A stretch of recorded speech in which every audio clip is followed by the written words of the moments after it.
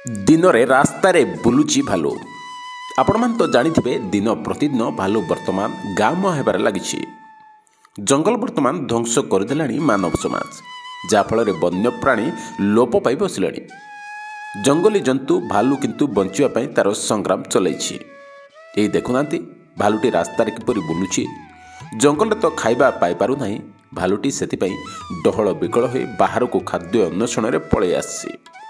ତାହା ଦେଖିବା ପାଇଁ ଲୋକଙ୍କ ମଧ୍ୟରେ ଉତ୍ସାହ ବଢ଼ୁଛି ଏବଂ ଭିଡ଼ିଓ ଉତ୍ତୋଳନ ମଧ୍ୟ କରୁଛନ୍ତି। କିନ୍ତୁ ଭାଲୁଟି ବାହାରେ ଖାଇବା ପାଇବ ବା କ'ଣ? ଲୋକଙ୍କ କୋଳାହଳ ଶୁଣି ପୁଣି ନିରାଶ ହୋଇ ଜଙ୍ଗଲକୁ ଫେରିଯାଉଛି। ଏହି ଘଟଣା ହେଉଛି ନବରଙ୍ଗପୁର ଜିଲ୍ଲା କଷାକୁଣ୍ଡା ବ୍ଲକ ବଡ଼ାମଡ଼ା ହରଦୋଳି ମୁଖ୍ୟ ରାସ୍ତାର ଚିତ୍ର। ଭାଲୁକୁ ଦେଖି ସମସ୍ତେ ରହିଯାଇ କେହି ଜଣେ ଭିଡ଼ିଓ ଉତ୍ତୋଳନ କରିଛି।